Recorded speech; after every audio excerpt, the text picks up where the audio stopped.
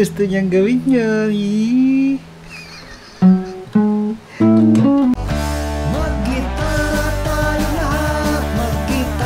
Gusto mo yan? Gusto mo yan?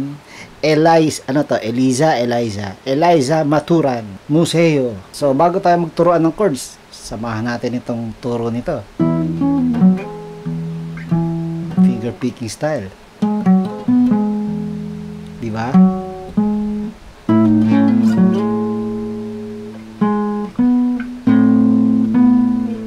Yun o. Yun o.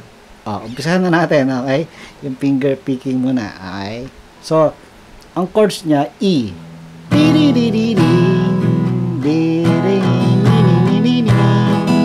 Tapos, A.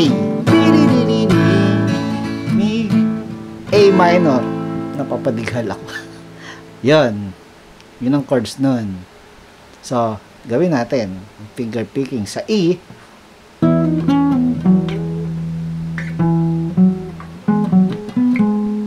So, mag-uumpisa tayo. Syempre, finger picking to. Pagsasabayin natin yung dalawang nota. Lagyan mo ang third string sa, 9th fret. Tapos, yung open, yung E, yung open 6th string. Tapos, bababa yung third string mo, galing sa 9, pupunta sa 8. Okay? Pull off.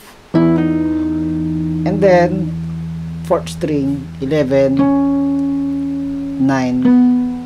And then, 5th string, 9th fret, slide sa 11.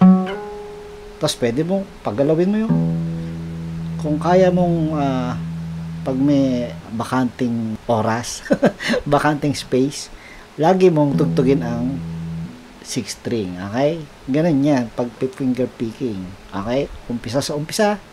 Again, pinch, kurutin ang dalawang nota. Yun. And then, 4th string, 11, 9, and then, ito, pwede mong i-pinch. 5th string, 9 to 11, slide, and then, biglang, ganon. 5th string pa rin yun, 7, 9, and then, ito ay 11, 5th string pa rin, and then, hammer on, 9 to 11, and then, 4th string, 9, balik sa 5th string, 11. Yun. Yung pinakang E. Okay? Mula umpisa, demong mabagal.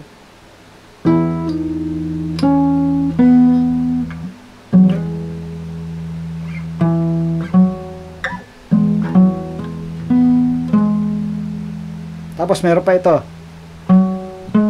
Bago mag-A. So, gaganunin mo pa. 9 and 11. 5th string 9 and 11. And then A na tayo. A. So, i-pinch mo ang open 5th string dahil yan ang notang A.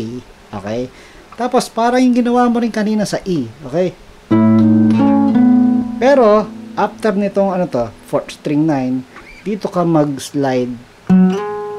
Okay?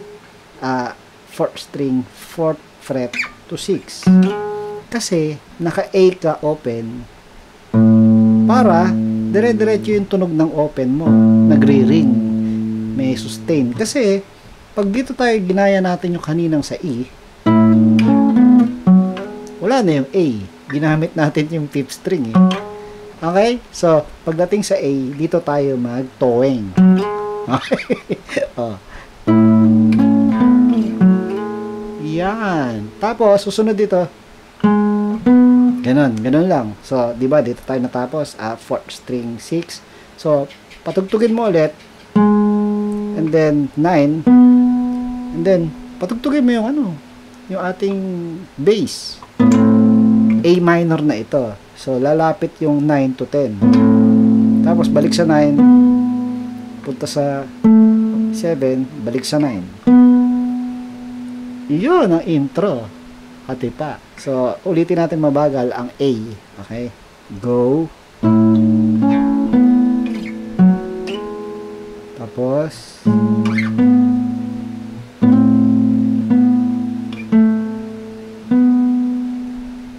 yan. Pagduksungin na natin. Yung intro na yan. Okay? Mabagal lang.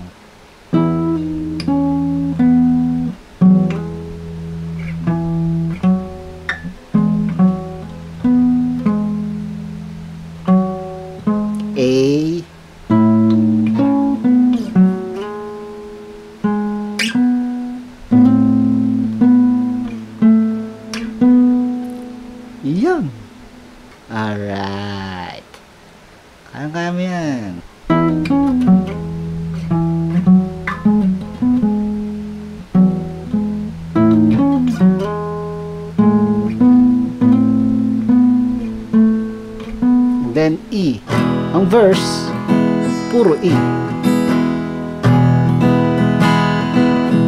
Yes, puro E. Diba? Tapos, pre-chorus, sa likod ng tanawin, diba?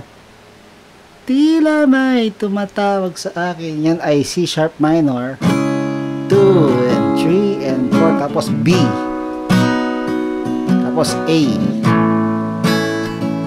isa pang A, mahaba ang A, tapos uulitin lang, di ko na namalayang, yan, papalapit, inulit lang din, and then chorus, titigil nga pala, no? Papalapit na pala ang hakbang, diba, ganan?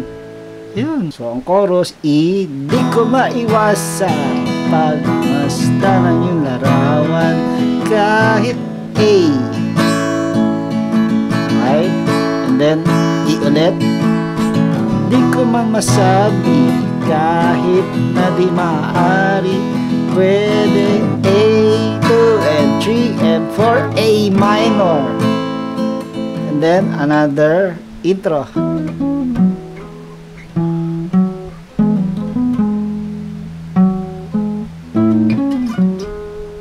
Diba?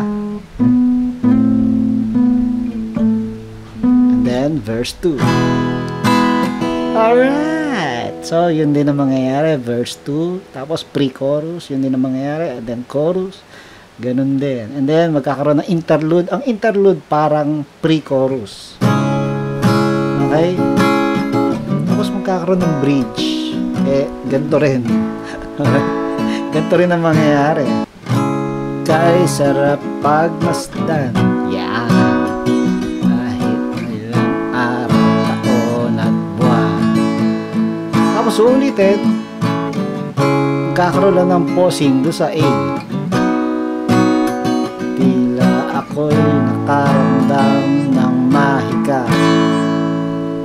Tapos medyo matahimik na chorus, di ko maiwasan pagmasdan ng iyong larawan. Ganun lang yan.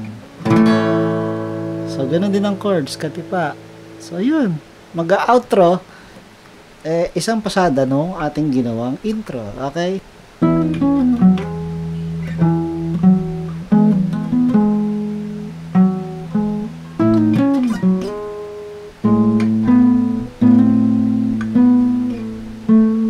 Alright?